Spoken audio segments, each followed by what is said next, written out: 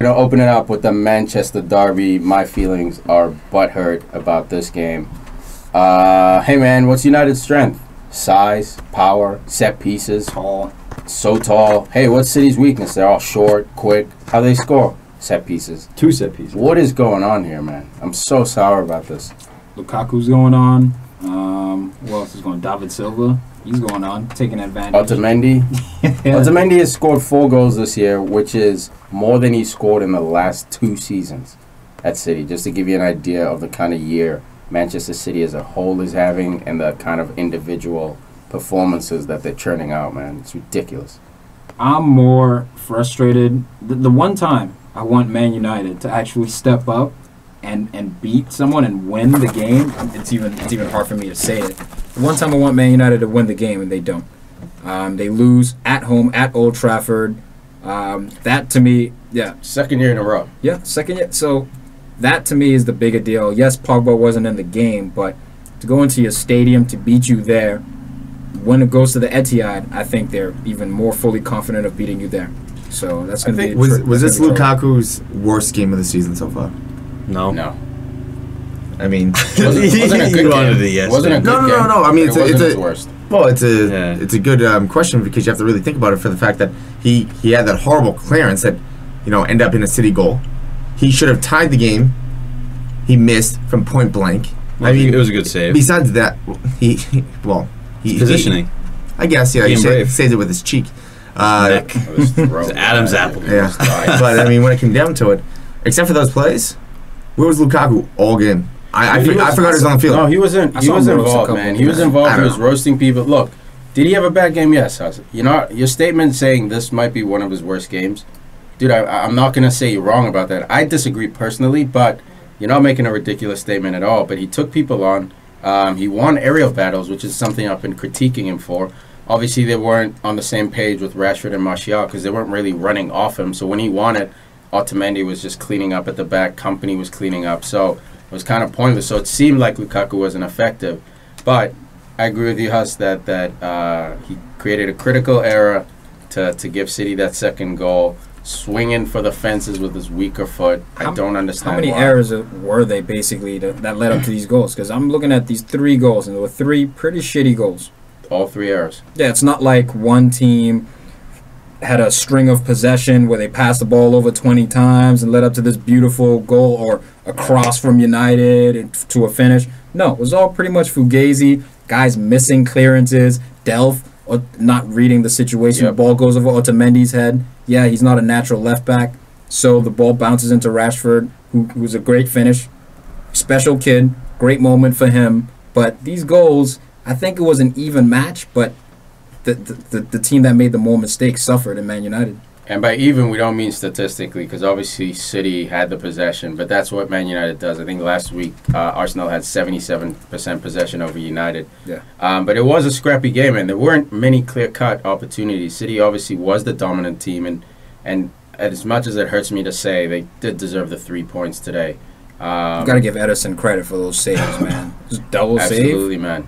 Dude, he got hit in the throat, gets right up, and then gets hit in basically the solar plexus to block Mata's full-on volley at point-blank range, dude. In what, the 85th, 86th That was the better save, too, the second one. I feel like he has so much going on above the shoulders. Because you got the tattoo on his neck. Smiley face on one side. He has the mask at a point. He almost has does he have a red nose? He's almost like a skin issue. I don't know. And then he has the braces going on. It's there's a lot of stuff going on there. Yeah, and he's a beast, He's using it to his advantage. He's getting his head in the way. He's doing whatever he has to keep that ball out of the back of the net. You just maybe bringing him up remind me of the photo that I showed you guys right after Lingard put in the ball in the net after pushing down Otamendi. I took the photo for you guys. Or was it Edison put his foot above his head trying to stop the ball from... use your head. Use your hands, bro. Yeah, it was toe point above his head. That was some yoga or ballet stuff. He had his foot way above his head. That was impressive, man. This guy's making a name for himself. He was brought in as kind of a nobody, really. Obviously, he was Pep's a youngin. Yeah, obviously, if Pep's bringing someone in, there's something there. But, dude, he's climbing up the goalie ranks ASAP, man. He's making crazy saves. Yeah, something there, Claudio Bravo. Huh? Well, also because of the team he's on, you almost forget about him. Yeah, exactly. So just very quietly making decent saves. I mean, look, they don't have the most clean sheets, but that was also because of defensive errors for them. But they've let in the least goals. Yes, on the other side of that. So it's like, okay, they don't get clean sheets, but it's not like they're leaky, but it's a tiny leak. You know, it's a drip. Great matchups all over the field, man.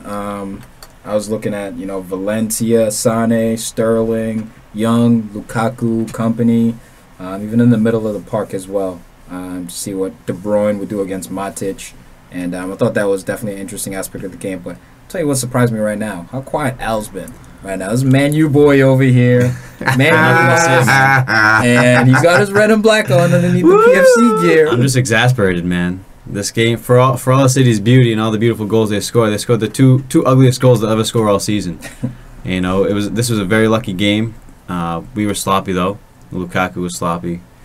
So was real quick. So was Lingard on the David Silva goal. That's Lingard's man, and he everyone went for the ball. I got too excited. Same thing against Decore when Decore scored for Watford a couple of weeks ago. So Lingard with that marking, especially on set pieces, not very sharp, but I still love the kid. Sorry, go ahead.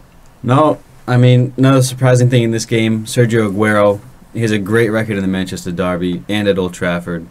On the bench, didn't even make an appearance. Dude, I was really trusted Gabby Jesus, and Gabby Jesus was relatively quiet. You know, but always taking like 3 touches too many instead of just playing the early pass, and it cost him. This is the thing where if you take a gamble like that, and not starting Aguero, and starting Gabby Jesus, who's a younger, more inexperienced player, and you get the win, you still get the praise as a coach, right? You're still like, oh, Pep's a genius. He did this for this reason.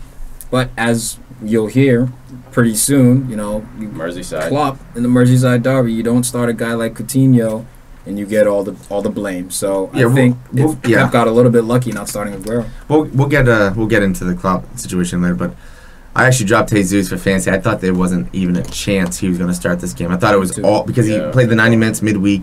I mean, Aguero has been playing majority of the time. It's a big game. I was thinking, okay, you go with the proven guy, Aguero. So I dropped him, went for Sterling.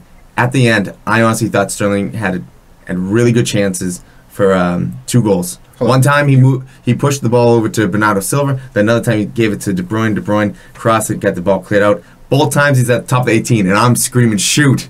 Just shoot. And he doesn't shoot at the 18. Give me the shot. He knew you picked him up. Oh, so decided you on purpose. Sterling had a great I was like, please prove me wrong. And they're like, come on now. Prove me wrong again. And just take the goddamn shot, man. Because it was a 2-on-2, 2-on-1 situation, a 3-on-2 situation. Both those times. And they're like, the 88th minute or 92nd minute or something. It's a game of errors, man. I think it was a game of errors. Like I was saying, I mean, I did like the matchup. The starting lineup, Mourinho went with Lukaku, Rashford, Martial. Speed, huh? Lingard as well, man. Lingard with the hustle, man. The high press was on. Lingard was a big part of that because Lukaku doesn't run too much. He'll take positions, but he won't bust his ass most of the time. Lingard's that guy. He'll run on. I'll tell you, who's not that guy. But you know what the problem was? We were running on high pressing.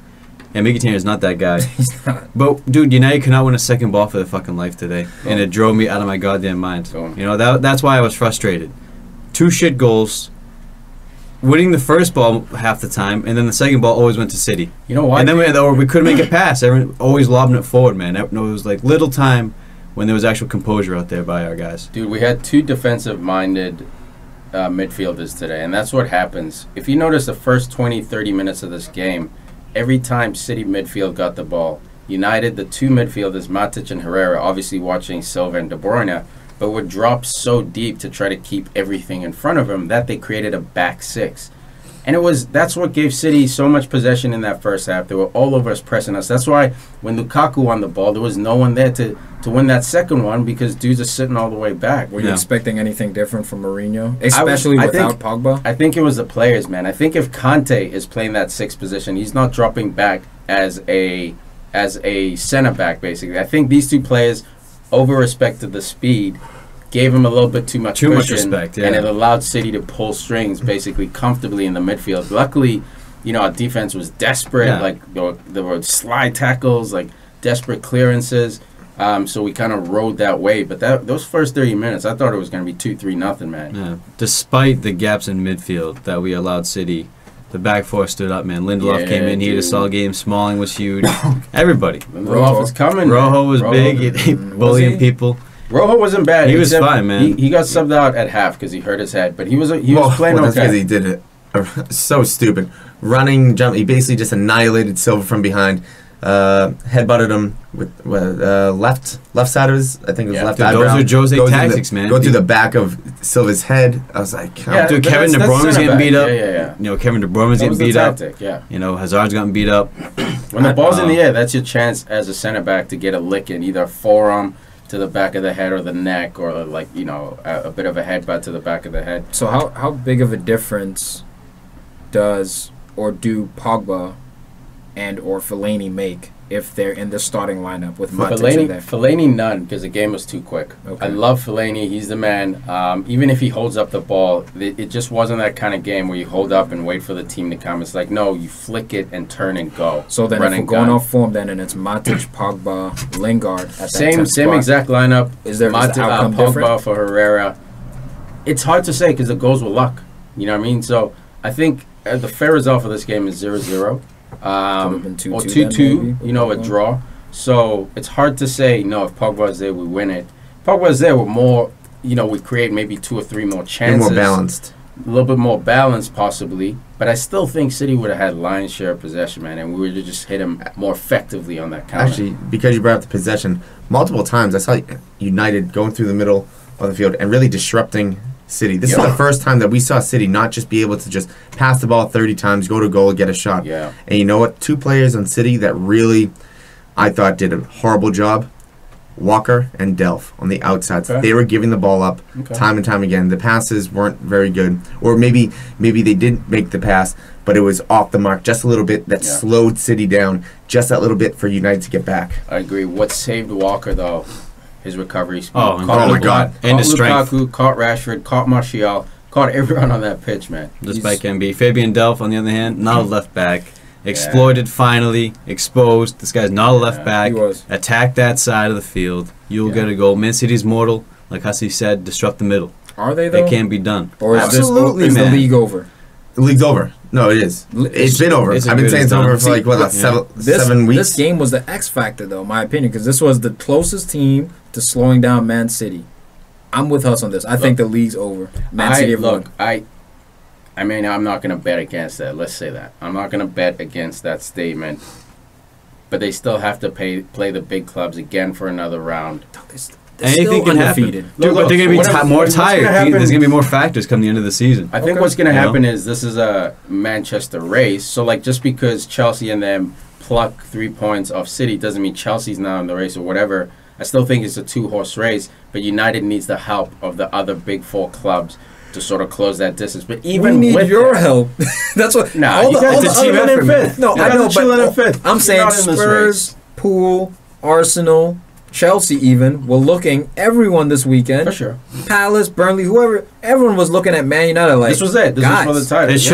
It should have been a draw. I was fine. I was fine with not winning this game, but we couldn't lose. I knew coming into this game we could not lose. Anything but a loss would suffice. But maybe a closing thought on this match. Michael Oliver. I can't stand this guy as a referee. One of my least favorite refs in the game, mainly because the sending off of Ander Herrera was it 2 years ago against Chelsea. Last season, you know, was it last year? Yeah, when he was Hazard's shadow. Couple of bitch calls out there. Yeah. He gives Herrera another yellow for diving, but in the first half, Gabby Jesus, way more blatant dive, nothing, and then he comes in late on Smalling, I think it was, on a challenge, nothing again. Yeah. You know what's with this? Look, he was inconsistent. So inconsistent. He gave Walker a yellow card for a late 3 minutes in. And then he didn't give... Vicious. I think Sterling, was it? I think... No, it was a United player who should have got a yellow card for another late hit, and the Man City fans surrounded him. A bit inconsistent for Oliver, but again, there's a big stage, man. So, like, he's human. Where's the VAR? Help this dude out, right? Help him out. Help yourself out. Fair enough. And real quick, Otamendi's goal. I don't care how close he is to the goal. That was a nice goal right there. No, leaving his feet. Yeah, it was I was okay with it. So when Sterling's mad close to the goal, though, it matters. It matters. Difference when a winger and a defender. Difference when a winger and a defender, a center back. Get out of town. Leave their feet and volley that in. Man of the match. All right, Greyhound. What? bus. Oh, I was like, what? I forgot his cousin.